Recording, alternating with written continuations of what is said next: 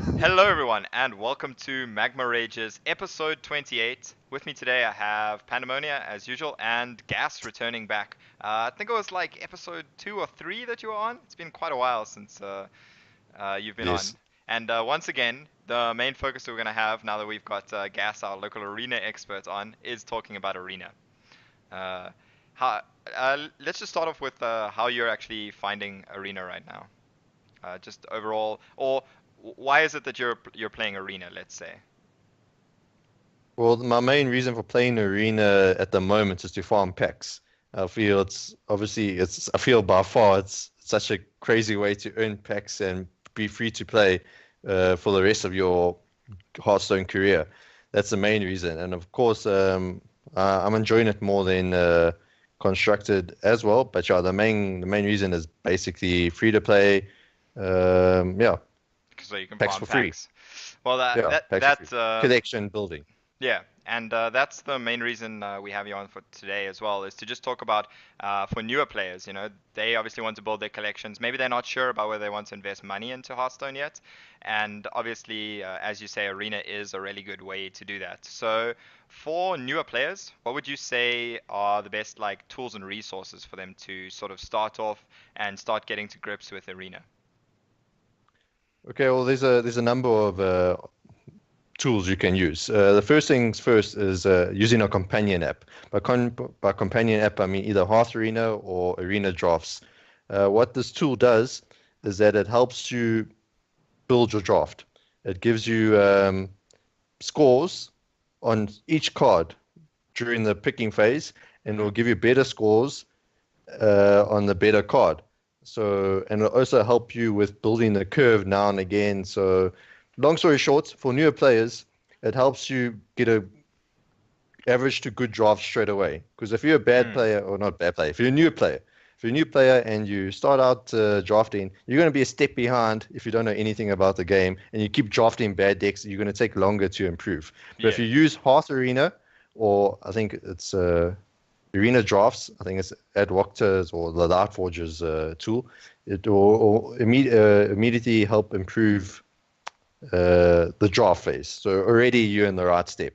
Yeah. Other resources, you watch streams. Watch streams, get on Reddit, Arena HS, consult tier list. For streamers, I recommend Shady Bunny, Adwocta, or Merps. People like Amaz, and even Crypt to some extent, they're more for entertainment value and salt levels, Hmm. etc., etc. But if you want to ask a question, Shady Bunny is like the best person. You can even pay him for coaching if you want to go that far, if you're that serious about getting faster and getting better faster. Okay, that's really cool. How punishing would you say it is if, like, say, a player stuffs up their draft, you know, if they draft like really badly? Like, how important is the draft actually? Okay, well, there's an easy example of that. Let's say you want to play Priest. Now, Priest have got lots of big cards, valuable cards, okay? So let's say Mind Control, Free from Amber, etc. Or all the high mana costs. So what happens is your eyes will light up, you'll get all these big value, uh, high mana cost cards, but your whole curve will be uh, poor. So what will happen is that every game you'll skip turn one, turn two, and like sometimes even turn three. And in Hmm. arena, it's all about tempo and getting on the board. You've already lost the game because there's hardly any board removal in the game, so, in arena.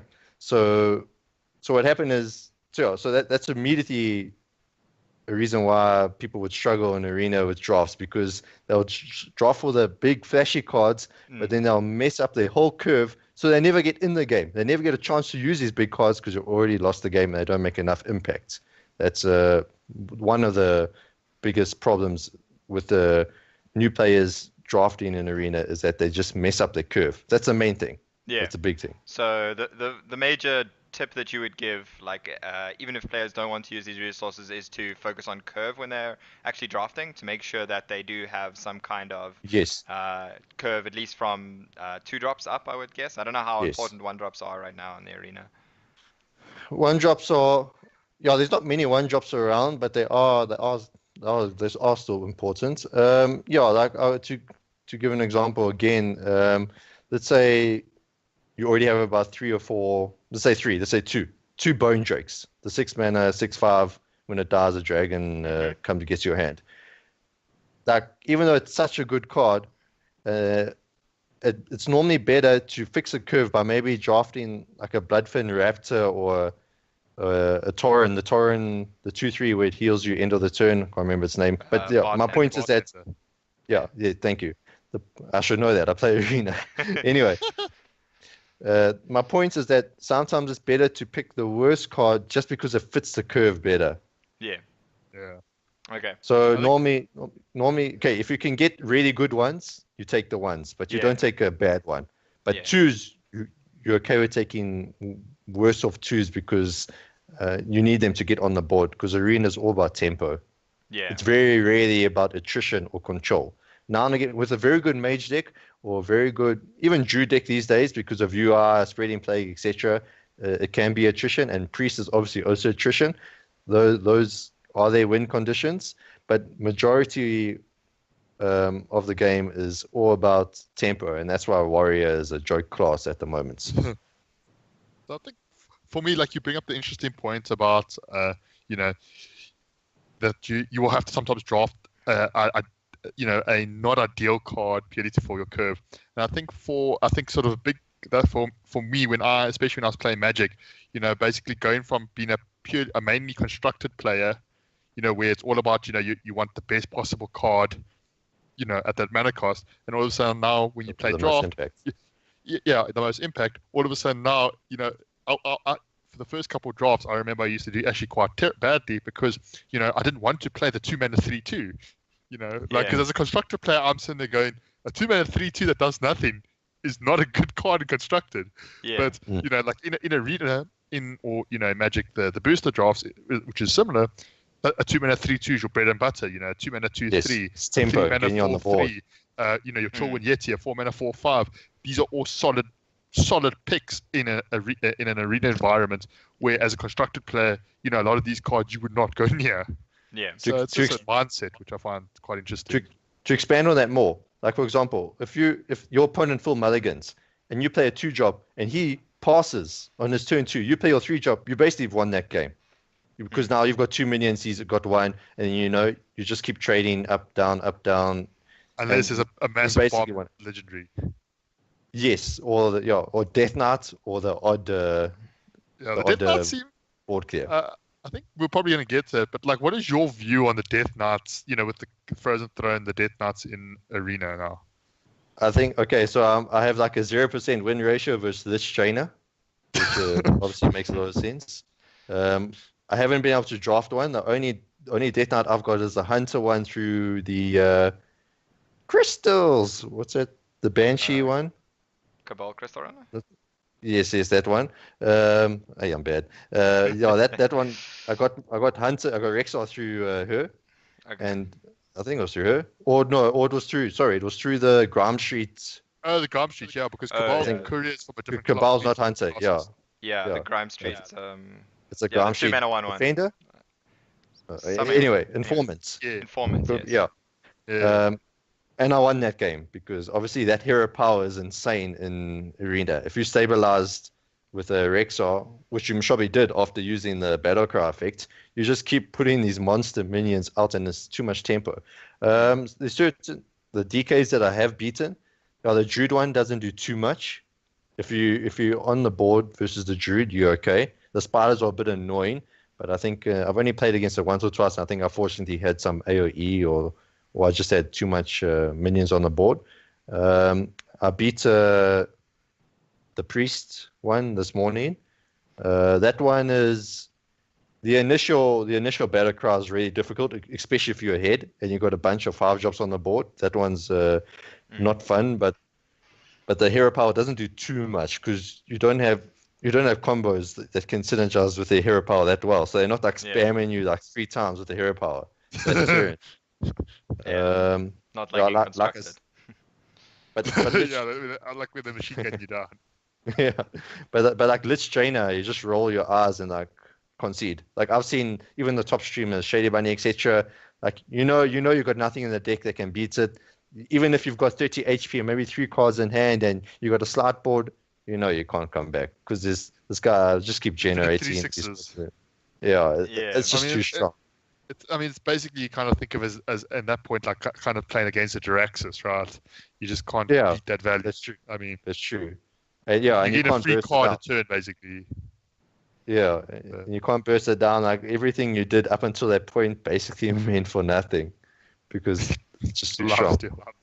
Against the other ones, Warrior I haven't played against because Warrior doesn't exist in Arena. Shaman, I beat a Shaman one. So Shaman's pretty good, but if they're already behind, they only got like 1 minion to evolve initially. So and Shaman's weak at the moment. Paladin, okay, I lost to one Paladin, but that was hero power, not hero power. That was the weapon, not the hero power, because it's pretty strong. You know, the 5 damage to your face with healing capabilities. But I've also beaten it. And Warlock is a bit tricky, but Warlock I think is considered as a synergy pick, so you can get it in the first 2 picks. I don't know if you guys know about the synergy story in Arena. I've heard about it. Yeah, a little bit. So basically, in the first 2 picks, you get these synergy picks. So either, like for example, if you Warlock, you can get offered the Death Knights as a synergy pick because of the demon story. Yeah. So that can make it strong if you obviously get it first or second pick, because then you can just draft a bunch of demons. But on that question, how exactly does the synergy picks work, and how do they affect the rest of the draft for those who don't know? It's a bit of an uproar because the problem is it doesn't really affect the rest of the draft. So if I get like a elemental in the first 2, it doesn't mean I'm gonna get more elementals down the line. I mean, yes, I'll get the odd elemental like normal, but it doesn't mean you improve. It doesn't mean you get more. So you could draft. So the whole really thing is you could draft it. You could draft this synergy pick and then get no actual synergy to follow up.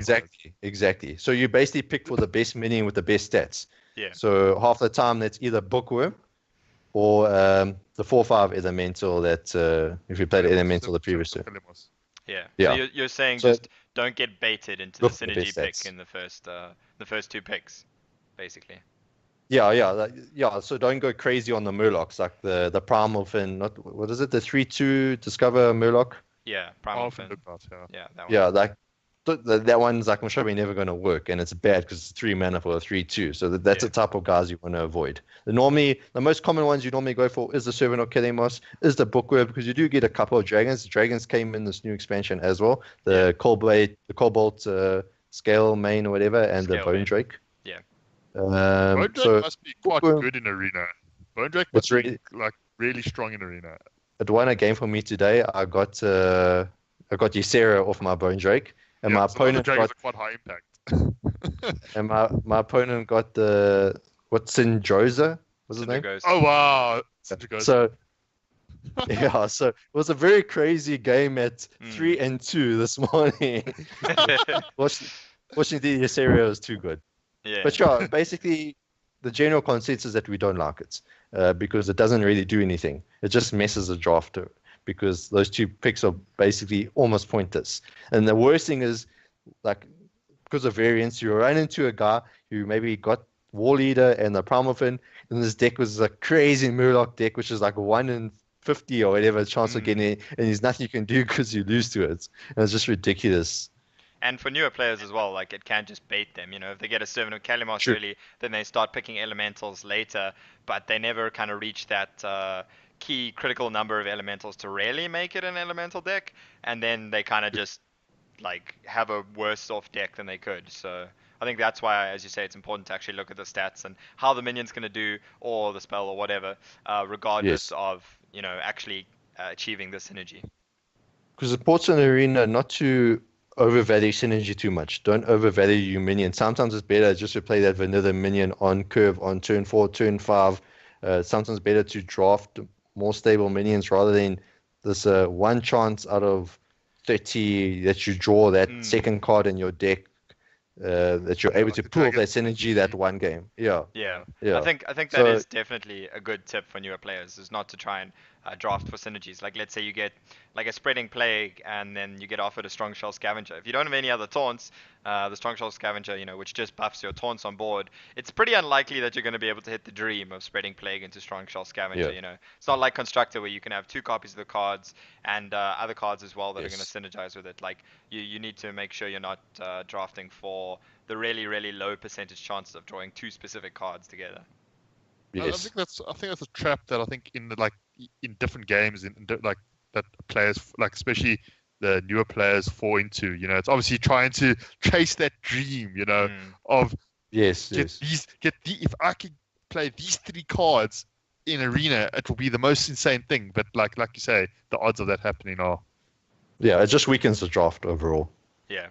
Because most So of it the time you're lowers going to the draw a chances. strong shell scavenger and you just paid 4 mana for a 2/3. Yeah. It's not really Which gonna does not be feel good. particularly great. But to be honest, like, okay, I know that was just your example, but Scavenger is really pulling off in arena at the moment because Druid is considered top 3 at the moment in arena Sure. meta. And I So mean, although it's there probably I know it are was just enough your taunts to make it maybe viable, but that's my example. I think if you had it Yeah. and only 1 taunt, you wouldn't really do it. Or Yeah, only, of course, only spreading yeah, plague. your point. That's Yeah, kind of what I'm points, talking about. yeah. Okay, and that kind of covers draft tips. Anything else you want to say about draft before we move on to some gameplay tips? Okay, so we spoke about curving out. We spoke about not overvaluing synergies. Yeah, that's and obviously using Hearth Arena tier lists like the Lightforge. Yeah. Don't be afraid to consult them, but also think for yourself. Yes. If one card's higher on the other, it still might not be the best pick because you need to curve out, and not these apps don't always factor that in. Yeah. Just be wary of it. And I think one thing that players can do to also try and improve their own ability to draft is to try and decide what they would pick and then compare it to what the tier list says. That kind of thing. That way you actually start to learn, okay, maybe is this card valued highly on the tier list and I'm valuing it low. Those are the kind of things that improve you to help improve you. Improve your own understanding of the arena, especially when you're going into, let's say, playing it on your mobile phone where you can't have the companion apps. There you need to actually know roughly what are good picks, and that's one way you can improve in doing that. Before we move on, I just want to ask you, sorry, I guess a question kind of building onto this. What is your view and opinion, tips to new players with regards to playing around cards in arena? Because this is something that I always struggle with. Like, what do you expect? Like, does it depend on like your current, record? Like, if you're 3-2, do you play around different cards to if you 7-0 current, or do you play around different rarities differently? Yeah, more often than not, you don't play around anything. At higher wins, so like if you're at 7-1, 7-0, etc. and above, you have to respect your opponent's decks a bit more because you have to assume, okay, if you're playing against a paladin, this guy Mushobi has consecration, Mushobi has a legendary, maybe he's got buff synergy, but certain cards you never play around. Like, it's this type of thing. Like, if you're on the board, you're ahead. How do I lose from this position? If I play this 4th minion, all of a sudden, maybe I can lose to an MC tech now because if he MC techs my best minion, and that's like unnecessary. So it's more of arena is all about risk. If you can afford, if you need to risk it, you have to risk it. If you're behind or you need to get on board, you need to push that face, you have to play out. You can't afford to play around anything. But if you're ahead, it's important to restrict that risk. So you play around more things if possible. So it's on a need.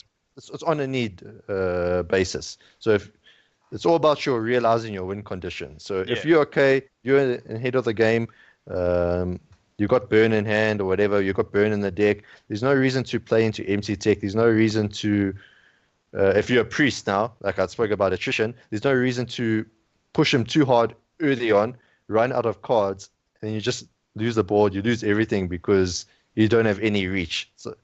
So in terms of playing around stuff at higher wins, yes, you do respect a bit more, but you still have to play to your risk. You still have to play to your win condition. So in certain cases, like often I see it all the time, Crips gets empty text, Shady Bunny gets empty text. It happens. Yeah. Yeah. Yeah. So it's important to not let those really crazy scenarios affect your general play. as obviously, Yes, you're going to get yes. higher percentage You win are rates by just playing, by exactly, ignoring those cards most of the time, which exactly. sounds counterintuitive to new players. Like as you start to learn about cards, you're like, oh, can I play around Flame Strike here, or can I play around MC Tech?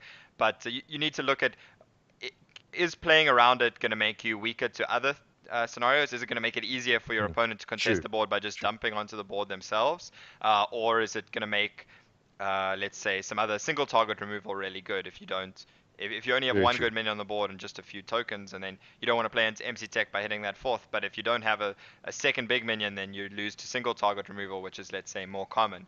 So I think that's really, you have to look at it and like look at what the kind of percentages are. If you're like Yeah. 80% to win with the board now, then maybe you also don't need to commit that extra minion and lose Yes, to like a yes. Flame Strike or MC Tech or something like that. Of course, there's certain things you always play around, and that, by what I mean is positioning. So if you're Yes. playing against a mage, you always position for.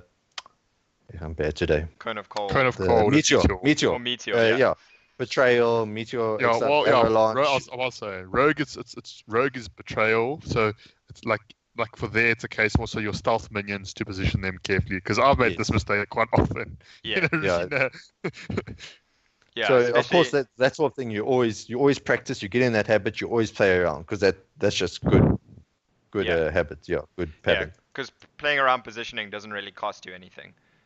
Yeah, no, It nothing at all. just increases chances. It doesn't really risk Yes, anything that's all much more. percentages. Yes, Yeah. Yeah. And I mean, and it's the always same if you actually have some cards that care about positioning, right? Like Flame Tongue Totem or Direwolf Alpha or something like that as well. yes, yeah, oh, yes. And the other thing is like always like what Shady Bunny always says: don't be afraid to take your whole to rope the turn. Always look at more than one option. If you already immediately see a play, oh, this is the best play, just look at what the other play does and just see if you like the outcome more. Even I'm guilty of that. I'm a very fast player. I mean, I get my 12 wins in 1 hour, which is crazy because That is that's like too ridiculous. quick. So I know I misplay quite a bit here and there because I just play too fast. So even I'm guilty of that. So don't be shy to rope a bit. It's a good practice to get into. Just look at Even in constructed. even construction. Yeah, just look. Okay, what does A do? What does B do? What does C do? If just replay it in your head and then carry Okay. on. And then, we're talking about a lot of this playing around stuff, but are there any other major tips? Like, what's kind of the general mindset you need to take in arena? Like, what is the general mindset you need to take to just win games? Like, if we're not talking about like specific scenarios where you're playing around things, like what is the approach? Okay. You mentioned a little bit already that it's about tempo and being on the board, but how does that kind of translate? What should be your general approach in terms of gameplay? I'll take it back a bit more before the gameplay. Is that you mulligan aggressively? You need to hard mulligan for your ones, your twos, your threes, etc. Okay. Now and again, if you've got that one major AOE, or you might want to keep it in hand if it's your only one. So if you're Warlock, you've got Foul Fire Potion, it's your only one, you might want to keep it if you're on the coin, because you can at least coin it out on turn 5, and then you can sort of stabilize the board. That's the first step, is hard mulligan before even the game starts, because if you start off well, that's already increasing your chances. In terms of Or one quick question on that. So what is the kind of threshold you wouldn't want to keep cards at mana cost? Would you keep a 4-drop in your hand if you don't have, let's say you're on the coin, you're going, or for either on the coin or going first, if you don't have anything to play before that, would you mulligan away that 4-drop as well? Is that what you mean when you're saying mulligan aggressively? something to that extent. Normally what I do, I look at my deck tracker. I look at that 4-drop. Is my 4-drop in the higher up half of the deck, or is it like below the half? If it's below the half, I'm mulligan it. It sounds really basic, but that's how I like to do it. On the coin, there's certain 4-drops which are really strong. So like, for example, like you look at Yeti, Chillwind Yeti, and sometimes you like to keep it because it's a really good card in Arena. For 4 mana for 4/5 stats is really good.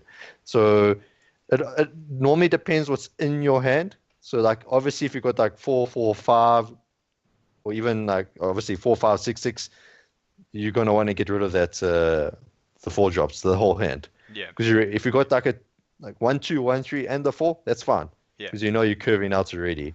Because like there's not many 1-drops floating around. unless you Hunter or perhaps Warlock. So yeah, it's dependent. It's dependent on your draft. If it's on the higher half of your deck, then and it's like a really good 4-drop, then I sometimes keep it. So where would you say the cutoff is then? Like, do you keep 3 drops? What about 5 drops? You know what I'm saying here. Like, well, what's the cutoff for? You're definitely not keeping this if you don't have the perfect curve to go before it, kind of thing, or you don't have curve before it in your mulligan. Yeah, 4 to 5, 4 to 5. If you don't have 2s or 3s, you mulligan 4 and 5 away. Cool. That. Sometimes you'll keep a 4 on the coin, but if you're going first, you definitely need the curve because going first is really powerful in arena. So more 5 drops definitely, 4 drops on the coin dependent on the 4-drop. Yeah. So most of the time, as a general rule, you're probably going to mulligan them away if you don't have the Yes. curve. Yes. Okay, and then going on past the mulligan, you want to give a bit more about sort of how to best play out the game? Yeah. Okay. So let me try to think of a good scenario. It depends. Okay, it also depends what class you're on. Let's say if you're a mage, for example, it's always better to trade up. So what I mean by that is that on turn 2, it's better to play a 2-3 instead of a 3-2. Because if we are going first, if he goes second and he plays a 2-3, we can then ping it. On the flip side, if we play 3-2 on turn 2, he plays a 2-3, he trades up. So we lost our 2-drop for nothing there. The other downside to this, if you keep a 3-attack minion for like maybe the 3-drop, turn 3, you can sometimes kill a 4-drop because a 4-drop can have 3 health sometimes, or a 3-drop can have 3 health sometimes. So, for example, Illusionist, the 4-3 from Rogue, or not Rogue, the neutral minion. Like you end up trading up by a 2-drop with a Bloodfin Raptor, and slowly you start getting control of the board, and you still have bigger minions to come out while he's had to trade down and he's lost those type of minions. So it's always So in terms of that, it's important. It's obviously depending on what class you're on. Sometimes like Warlock doesn't have very many pings. Your hero power obviously doesn't ping. Hunter, etc. is the same. Certain minion, it's a lot to go over because like Hunter, you normally want to kill the minion because if it's a beast, they do some sort of slight beast synergy. With Death Speaker, the 3-mana 2/4, which gives them vulnerability, or the battle cry gives them vulnerability. Sometimes you're scared of that because then but you don't really play around it like we discussed before. So in general, you want to. Sorry, go on. You want to trade. You want to trade up. Okay. So like I said, you want the weaker minions killing his stronger minions. Yeah. And then ideally, so simple example, your 2-drop kills their 3-drop. Yeah. Is the simplest example, I think. Is kind of you want to get to a stage. You want to get to a stage where you have the board where you have got 2 minions and he only has 1, and that's by effective. It's all about trading efficiently. That's what. Long story short, it's about trading efficiently. These days, you trade more because there's things that punish you more. Bone Mare, Death Speaker, like I just said. There's more chances of getting punished by going face. Yeah. So it's like playing Zoo. If you're playing Zoo Warlock, you trade a lot initially. Yeah. And you slowly get control of the board, and then you can make your push. Because you've run them out of resources, you've got a board, you can afford to go face. You choose the trades because he always will have less minions than you. You spread out more, you can trade more effectively and efficiently. So it's a lot about wrestling the board and learning when to trade up, when to trade down. Don't coin out like a 3-2 on turn 1 if you go in second because it's just going to get traded down, and then you lose more value on that particular minion. Yeah. So it's basically just about big picture about value trades and actually just trying to snowball the board, is that largely what you would say about the state of arena, at least right now? And I think Yes. even in general, that's always been a relatively good approach for players to take. Sometimes you have metas with a lot of reactive cards, but generally it's a very good approach. Even in, as you say, a lot of constructed decks, if you can snowball the board, I mean, even with like, let's say, constructed with Pyro Warrior, it's better to snowball the board rather than just go face with all your minions. Otherwise, you give your opponent the trades and they can get the most value out of their cards Yes. sometimes. So. But don't get me wrong, it's not always trading. It's against certain classes, certain scenarios, you do need to push some face damage. Like against a Warlock, you push more face damage against a Warlock or Rogue, you make the hero power redundant. So, like I said, it's a bit tricky to tell, because Sure. bit tricky to explain because there's many scenarios and situations. But yeah, generally, most of the guys say, most of the people I speak to, most of the streamers I watch, it's a more trade-orientated game because you can get punished more for not trading. Yeah. From bone meal, etc. Yeah, I mean, we're And just then the looking tempo for. is switched. Yeah, we're just looking for the kind of general tips that are going to help the newer players in particular, improve, get a few more wins out of their arena runs and more packs and more gold. So obviously, most of these kind of advice we're giving and tips is obviously not going to apply to every single board scenario, every single position you're in, but these are kind of meant to be just general tips. So It should, that's yeah, just it should general boost your disclaimer. win rate in general. Yeah. Sorry, yeah, it should boost your win rate in general by learning to trade, improving to trade. Okay. And anything else you want to say about gameplay in general for Arena? Playing to your outs, taking the risky play if you're in a losing situation, there's many times you can win whilst in a losing situation by just playing to your out, playing the risk factor, assuming your opponent has nothing, which sometimes they don't have. Yeah, in general, So yeah. when you say playing to outs, you mean like, let's say you have a good trade on board, but you can attack them down or something, and it's going to put them into fireball range if you're playing a mage. Yes. If you're playing as a mage, right? Yes. And you have one fireball in your deck, but maybe still 15 cards, but there's no real way you're going to win the long game here. They've got a wider board than you, and you're Yes. going to fall behind. So that's kind of what we're talking about when we talk about playing to outs, Basically, right? yes. Don't just assume, oh no, I've lost this game. He's going to clear my board, and then I won't have any minions on board. He's going to deal like maybe 10 damage a turn. I'll be dead in 2 turns. But by being able to deal in just enough damage to get to the point where, hang on, in 2 turns time, I actually will, if I draw fireball after pinging him, etc., trading off the last going face of the last minions, a fireball will win me the game, or no, I'll get Primordial Gift, which is possibly will give me a fireball, stuff like that. Yeah. You play it to your. But I think, to be very fair, I love this. Like, a lot of this advice is equally applicable to Constructed, I think, as well. I think it's like good general gameplay tips. Playing Sure. to outs is an equally viable sort of advice to give to someone for Constructed, because the same thing applies. The only difference is in Arena, there's usually a larger variety of cards in your deck, as opposed to Constructed, where you tend to play doubles of a lot of cards. And your opponents don't always have all the answers. They don't have many heals. They don't have taunts, etc. They don't have the big cards. So it is a legitimate way of finding reach to win the game.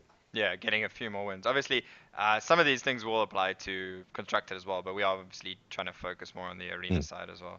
But yeah, as Panamonia does mention, some of these will apply to help players improve their constructed play. But constructed play is very much about knowing how to pilot the specific deck you're playing, whereas arena, it's more about knowing some more general rules so that you can learn how to pilot different kinds of archetypes and decks that you are drafting, and get those extra wins and more packs, which is what everyone's after. Yeah, it's all about realizing your win condition. Yeah. Which is a bit more trickier in arena. Yeah. Okay, any other gameplay tips from either of you? Gas, Panamonia? General. Just to go back a bit more to the drafting, but I just want to note that normally board clear is premium. So ideally you want to draft board clears as much as you can. Yeah, I forgot that in the draft period, but I thought it's important. Still very important to note. Like, don't be shy to take flame strikes. Because people don't play around it. People don't play around it, only if they can.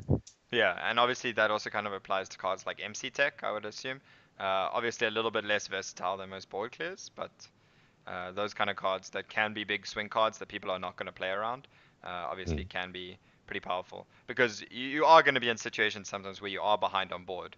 You're not going to be able to snowball every game. Yes. So that's really where those kind of board clears can be Yes. really impactful.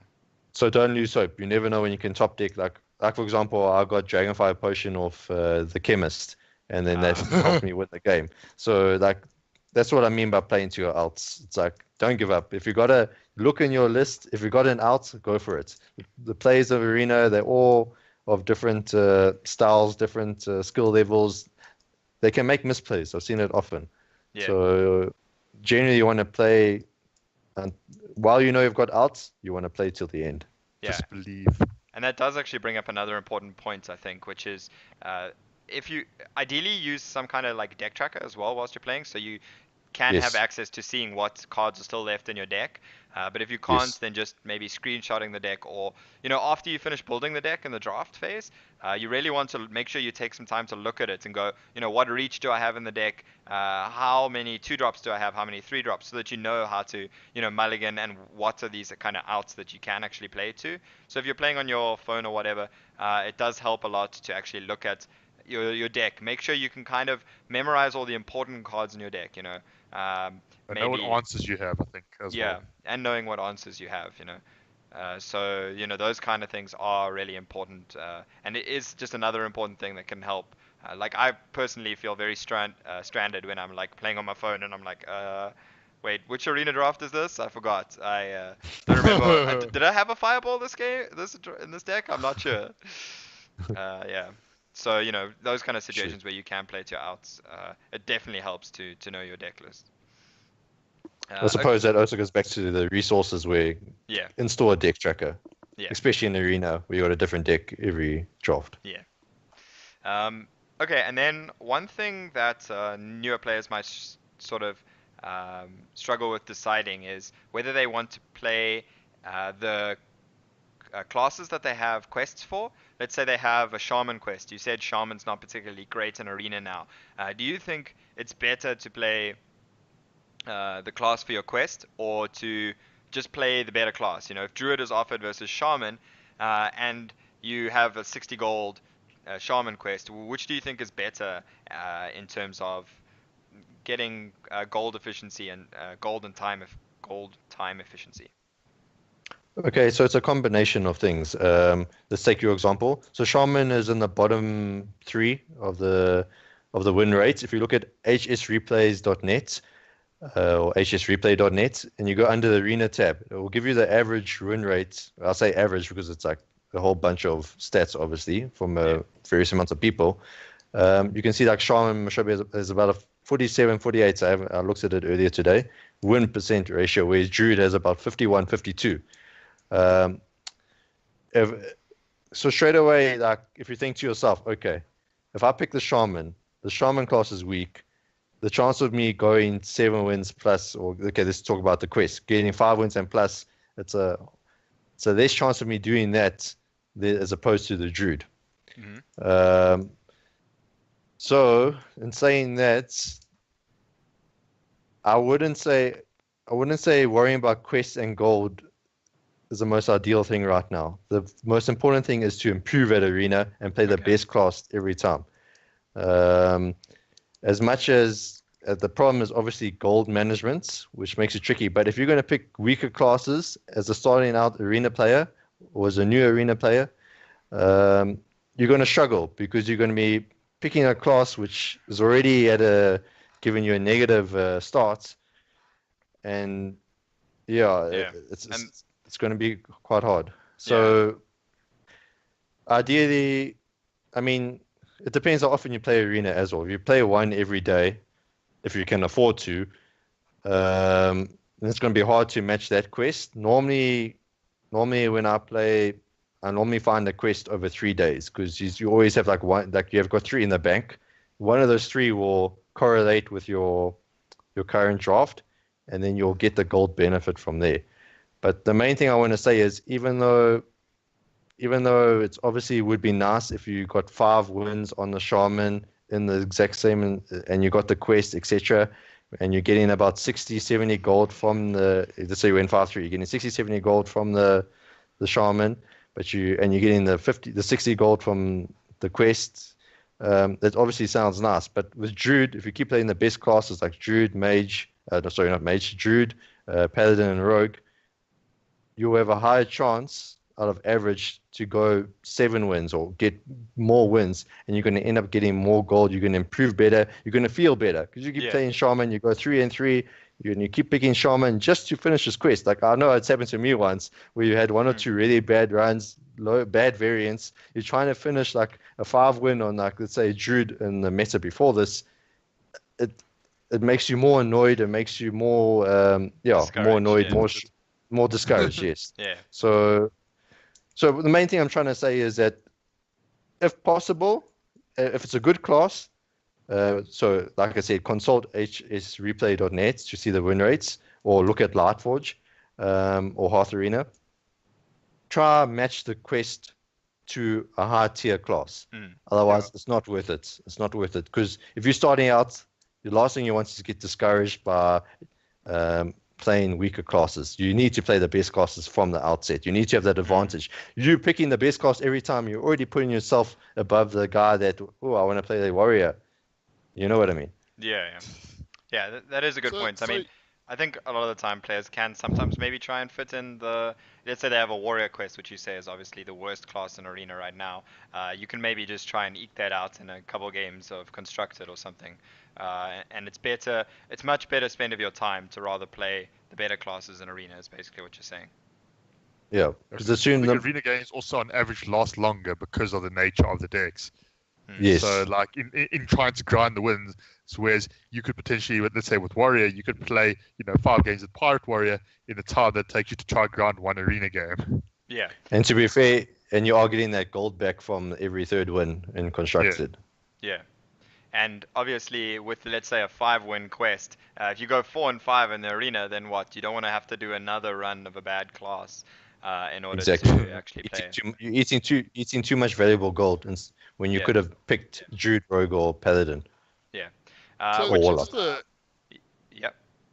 ahead. Interesting thing you brought up that because I mean for a long time Mage was regarded as the top dog of Arena. So when would you say that changed, or is it only recently, or has it been like that for a long time? See, it's weird. I think Mage is basically harder for new players to play because I'm averaging over 7 last month. Over about 6-7 games, I'm averaging about 7.1, 7.2 with Mage. It's also a variance. I've had good decks, etc. It was my first 12 win of the KFT meta as well. So it's more like the other decks got better and more than the Mage. The very good Mage deck is still very good. It's like still top dog, but it's harder to get that these days because the other decks' power's been pushed. Like Druid's really been pushed. Okay. So you would say Mage has gotten substantially weaker more than other classes have gotten stronger to be on the same level. Yeah. Okay. Other classes have pushed up, and Mage is harder to pilot these days. Okay. Which actually brings us. Yeah. Sorry, go on. Sorry, because of the occurrence bonus. What that is, every expansion comes out, you get a slight occurrence bonus for that expansion. So, for example, you'll see more KFT cards this month. So, in Ungoro, Mage had more primordial glyphs, had more meteors, etc. So, obviously, that must have been fun. So obviously, it was much stronger. But now that gets more taken away from the Mage, and thus making it slightly weaker. But you'll still see Mages at high wins. So now Druid has got the occurrence bonuses of cards like Spreading Plague and Ultimate Infestation, is what you say now as well, for example. Yes, Spreading Plague is very annoying to play against in Arena. And in Constructed. I was going to say. Yeah. But more in Arena. Yep. If I can just finish that note. The more in Arena, because remember, you don't have like big swing turns in Arena. Now and again you do if you draft like big cards. But what I'm saying is that you got like a 2-3, you got maybe like a 6-5, and you got like a 4-2 or something. If you play and like let's say a 1-1, you know what I'm saying? But you've won the board. Then the guy plays a Spreading Plague. Now you see what I'm saying? It's so awkward to get that board because now you're pushing for the damage, you're pushing for the lethal. All of a sudden your win condition can almost change because now this guy's stabilizing by just one card that he top decks. Yeah. I can hear the salt from that having happened to you multiple times Yeah. in the last month. Yeah. Okay. That's already happened a couple of times. Now and again, the scavenger comes out as well. You're Oh like, Lord. what? Um, yeah, so that kind of does bring us to obviously a very important thing. You talk about playing the best classes. What would you say are the kind of the tier rankings for the classes? Which are the best classes? Which are the ones to pick like every time they're available? Just give us a brief rundown of where the classes fit in kind of a rough ranking, let's say. I'd say Rogue is number one because of the hero power. The hero power produces a lot of tempo, and in general, you have quite a bit of removal with Rogue as well. As a general, when their spells are offered, it's normally removal, etc. So in arena, tempo is everything. So no doubt, Rogue is very good. The hero power is very strong. Secondly, will be between Paladin or Druid. Um, Druid, obviously, Druid has gotten better because of spreading plague, etc. The odd infestation. You actually don't mind ramping too much in Druid. Um Paladin is most probably a bit easier to play. It's much easier to part with Druid because in the beginning of last month, I still struggled with Druid. I was like, what's going on? How are these guys saying this class is so good? It's just because it's really tricky to pilot. It's really tricky. Like I finally got 12 wins with Druid the other day, and that's mainly because of buffs. Mm. Because Druid they do have buffs. So ideally, you want to draft a lot of buffs with Druid, and then yeah, Ultimate Infestation was in that deck, and that obviously helps a lot. Yeah. Paladin is generally very good. You've got lots of weapons. Again, like similar to the Rogue, it creates a lot of tempo weapons. Because what happened is they remove your drop, and then your opponent plays something again. You remove that drop again whilst you playing your 4 or 5 drop, and they can't remove it. You've won the board. So Paladin's very good with weapons. Spark Reach Steed is a very strong card.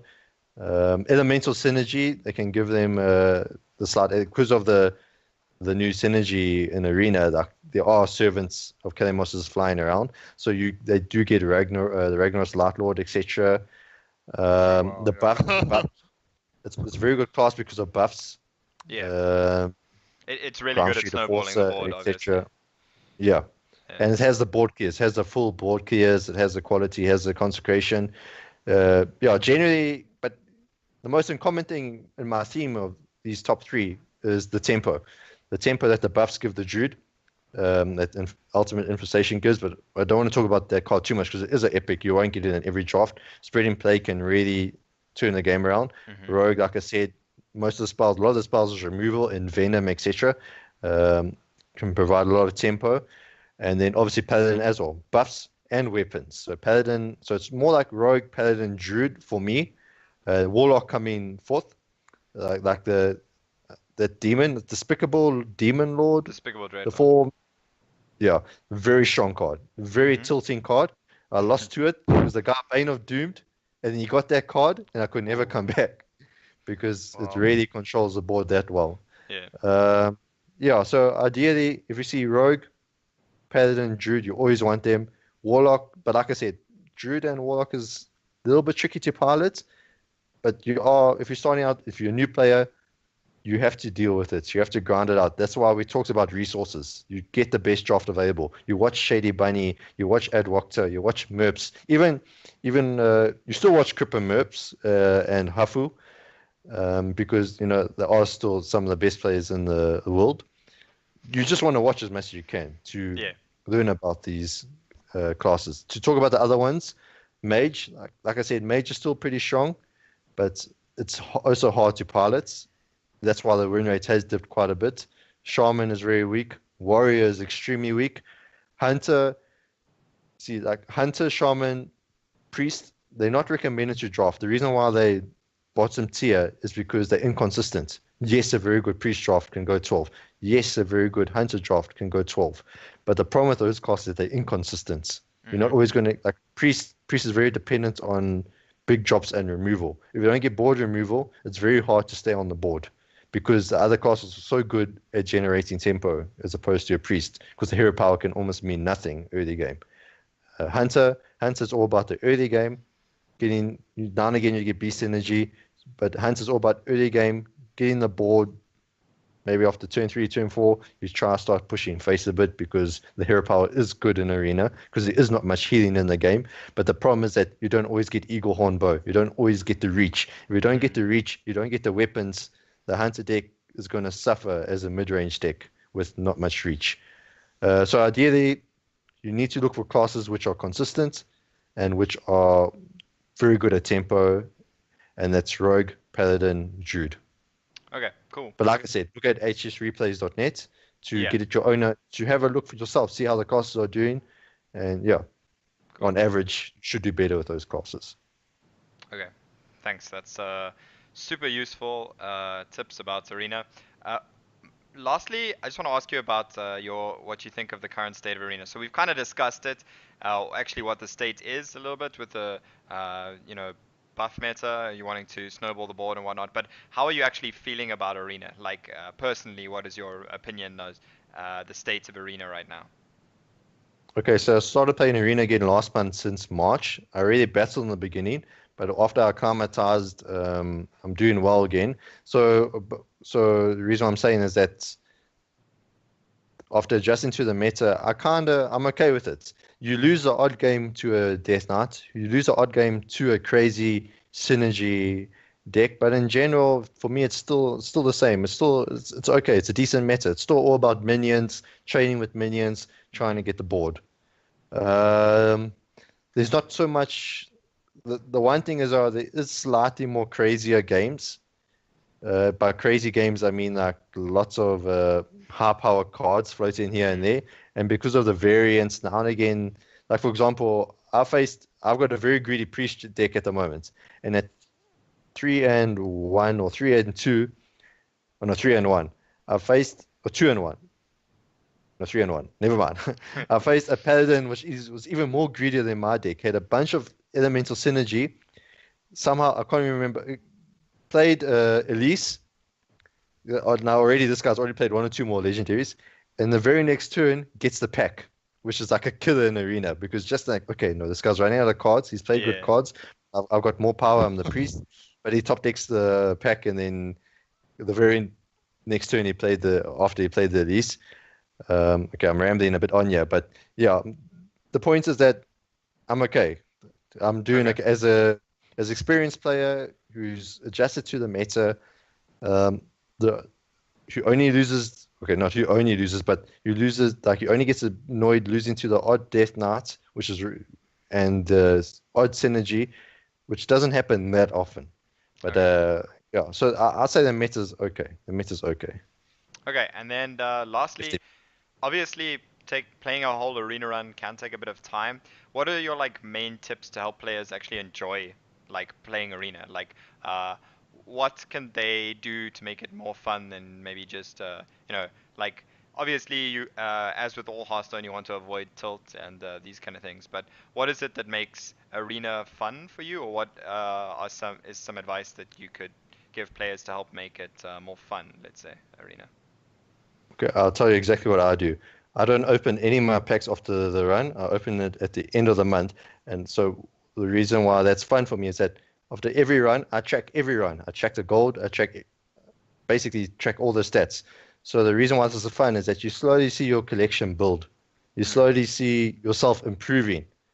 Even if maybe your whole average is not improving, maybe certain classes are improving.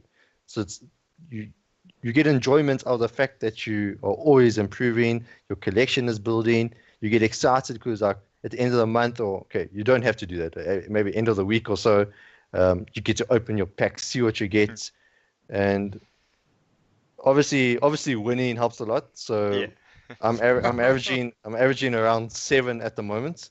So obviously I enjoy it a lot because I win a lot. I also tilt a lot because you are going to lose to crazy decks here and there. There's going to be this crazy variance where you're going to go 3-3 with a really good deck. It's going to happen. It happened. Crip already ran 0-3 in KFT. Yeah. So that's Crip, who's gone number 1 twice on the NA leaderboards in Arena. So it could be considered the best player in the world that wins 0-3 last month. So don't be scared. Don't be shy. Yeah. Don't be embarrassed or whatever. It's going to happen. It happens to everyone. So but my main enjoyment is that I always like to improve. I'm watching Shady Bunny. I'm watching Crip. I'm watching Edwocta. I'm seeing what they do. I like to see, okay, before they talk about their turn, I'll think, okay, I would do this and this and that. And then when they speak about their turn, I'll be like, oh, okay, all right. That's maybe I was right, maybe I was wrong. And then it helps you improve. And obviously the stats, see the gold coming. For you guys, for newer guys, you only need to get 3 wins to break even, and you get like 4 wins, you're already making a surplus in terms of either gold or cards or dust. You are making a surplus as if you were buying a pack. So if Yeah. you buy a pack for 100, if you're buying a pack for 100 gold, if you go 4 wins, you're basically buying that pack for 95 gold. Yeah. So how is that not fun? That has to be fun Yep. because Growing your collection without having to pay money yeah, seems pretty good. like for example, last season or last month, um, Blizzard paid me 1 gold per pack for an average of 6.7, and that's ignoring the extra dust and the extra gold cards I got. So they Yeah. must probably paid me about 20 gold. So that's Blizzard. So you can brag to your friends, hey, Blizzard paid me 20 gold per pack last month. How much you paying for your packs? So it's all about connection building, stat tracking, and just wanting to improve. Okay. Cool. Don't be Yeah. discouraged. Thanks a lot. Hopefully this is gonna help arena players or newer players that are wanting to venture into arena a lot. I think been super useful tips. And anything else you want to say before we move on to the HCT esports stuff for this week? Yeah, just to give it a small wrap, consult your resources. Uh, don't be afraid to fail here and there. If you provided you've got the gold, etc. Yeah, and just give it your best. You will see it will be hard at first. The reason why I brought up last month is that I struggled. For my Mm, first 15 runs, I averaged at about 5.6. mm, From the 16th run to the 30th run, I averaged 7.8. So what I'm saying is you are going to improve. Just bite the bullets, get through there. If you're going to consult these resources like we've told you to, if you're going to take the tips and try apply them, you will improve faster than the other guys, and you will reap the rewards, and you will pay cheaper gold for your packs. Okay, great.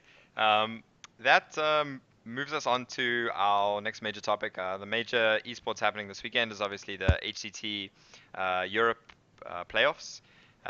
We saw a very druid-infested meta for the European prelim or playoffs, with pretty much 100% of players brought druid, if I'm not mistaken, and 100% of the players that did well banned druid. So, yeah, it was not really much of a surprise. What this did really allow for, just talking about meta as a whole, is that it really allowed for priest to shine. The Razakis priest was kind of the big standout of this European summer playoffs, and it really like excelled for a lot of players. It kind of proved itself as pretty much the standout strong deck when you're banning druid. The you know, and it's going to be interesting to see how the meta reacts going into the NA playoffs for next month, as well as APAC after that. In terms of results, we had Pavel absolutely crushing the playoffs. I think he went what 11 and 0.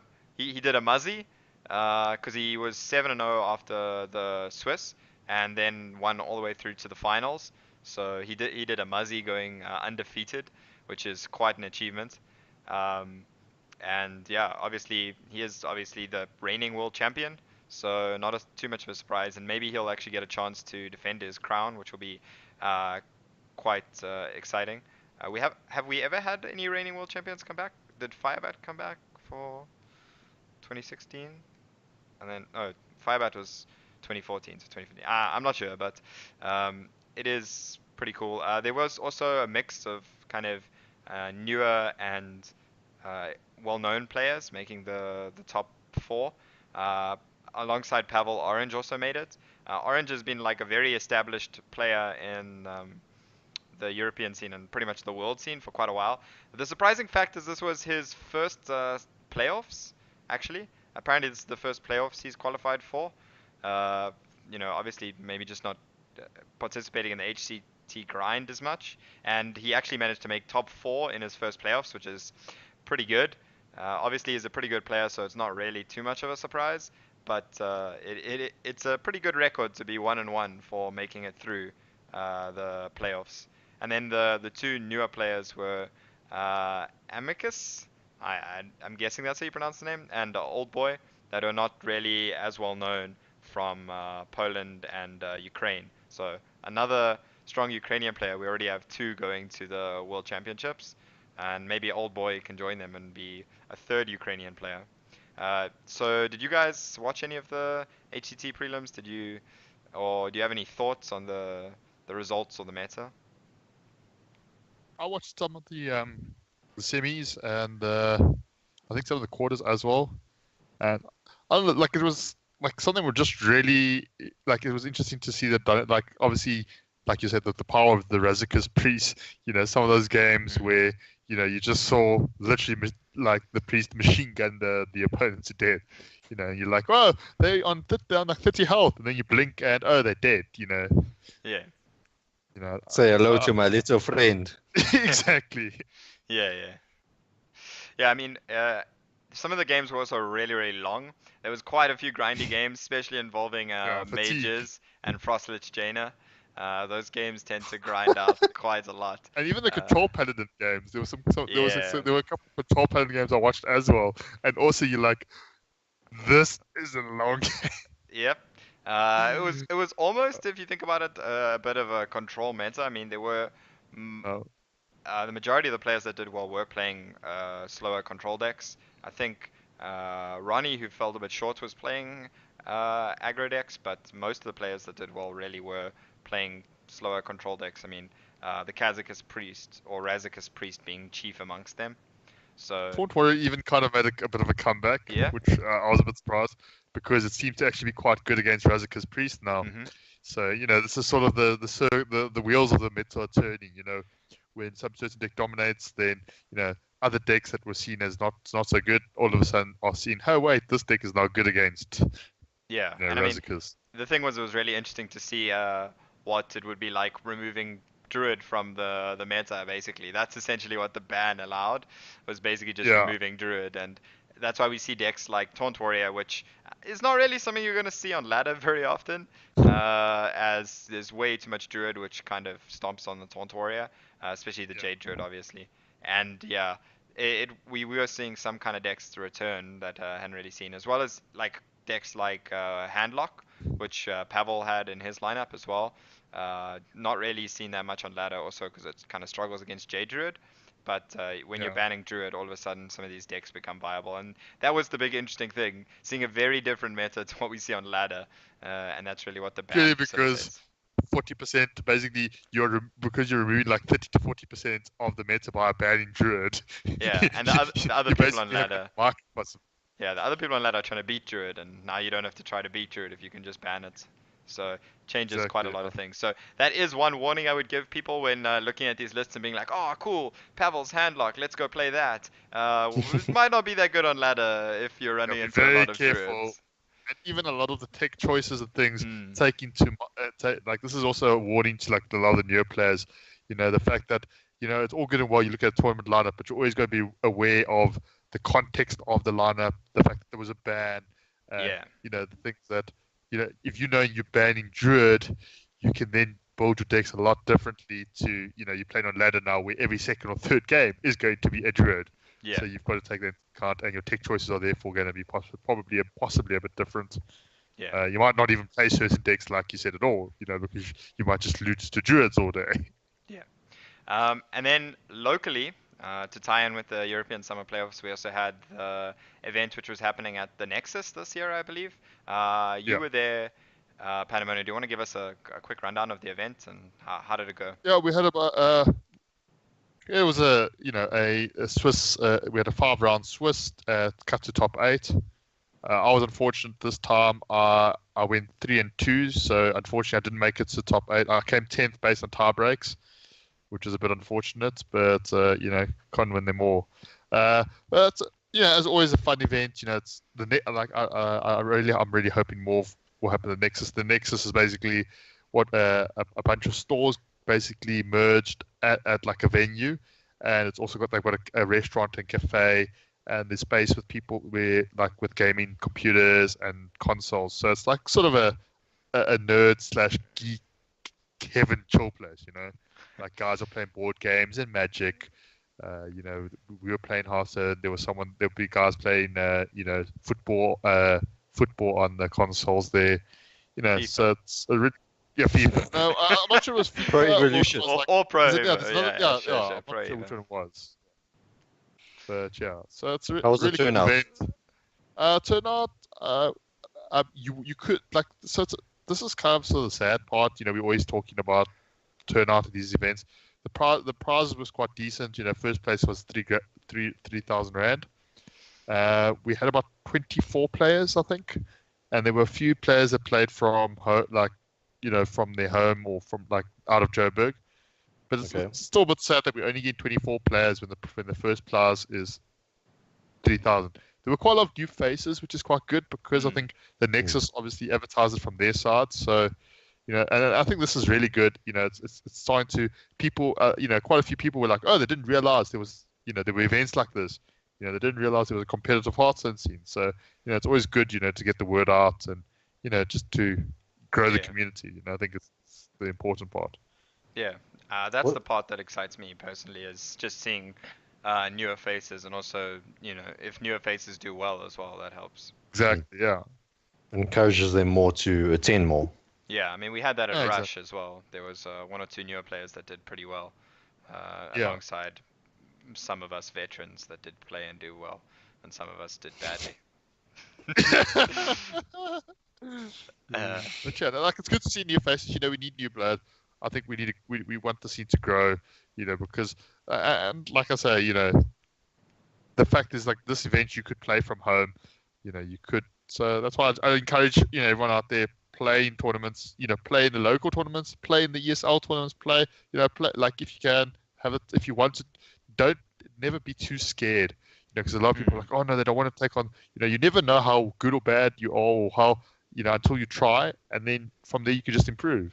Yeah, I mean, tournaments are a good way to learn through somewhat baptism of fire. A lot of times you're going to get to maybe play players that are a lot better than the rank you're at as well. So you get to test yourselves against better players. And also, just as we're kind of discussing with the Europe Summer Playoffs, the meta for tournaments is just a lot different to ladder, right? Because it's, multi-deck format, and you get to learn a lot more about lineup building, which is one of my favorite parts of Hearthstone, for example. Yeah, and using statistics, and then a lot of times it's about the lineup, working on a good lineup that can give you that percentage advantage, that gives you that little bit of a head start over somebody else, Yeah. Dale, was it actually advertised that you could play from your home? It was. I'm not sure when they eventually confirmed it, but it was advertised. Yeah. I missed it. Unfortunate. I was busy casting ESL, so I didn't really have a choice. Yeah, there was obviously more ESL Africa this week. We're kind of at the halfway stage now, so we're getting more of an idea of who's going to actually make the finals at Rage, which is going to be pretty exciting. But unless you guys have any other notes, this has been a relatively long episode, but hopefully full of lots of useful tips for new arena players in particular, so you can all get better and be like Gas and get those win rates, get all those free packs, and get Blizzard to pay you gold for packs. Yes. Yeah. Money. Okay. Yeah. Thanks everyone for watching. You can find us on Twitter. Our Twitter handles are here, at Dale Pond for Panamonia, at Gascanator for Gas, and at div_gaming for myself. Yeah, Gas needs those followers. Go follow Gas. And I actually block people that follow me. I don't know you there. I was gonna say, follow him and tweet at him to ask him arena questions. Oh, you can do that, but yeah. Tweet me. Don't just follow and park in the corner. Follow and tweet. Okay, well, you can tweet at him to ask him arena questions, and obviously please subscribe, follow the podcast, all that kind of stuff. The channel, going to help us grow, and feel free to leave us any feedback or ask any questions in the comments section as well on YouTube. So yeah, thanks a lot everyone, and from Magma Ragers episode 28, Cheerio.